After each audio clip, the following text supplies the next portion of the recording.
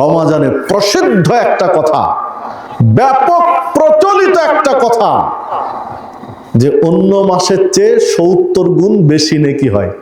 মানে অন্য মাসে 70 টাকা দান করলে যা নেকি হয়, রমাজান মাসে 1 টাকা দান করলে তাই হয়।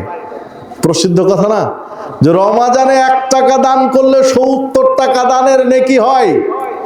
রমাজানে 1 রাকাত নফল সালাত আদায় করলে 70 রাকাত সালাতের নেকি হয়। রমাজানে একটা নেকির কাজ করলে 70টা নেকির কাজের সমান হয়। প্রসিদ্ধ কথা নয়? তবে এই হাদিসটি ঠিক নয়। হ্যাঁ, রমাজান মাস ফজিলতের মাস, আল্লাহ নেকি বাড়িয়ে দিবেন, কিন্তু কি পরিমাণ বাড়াবেন তা আল্লাহ ভালো জানেন।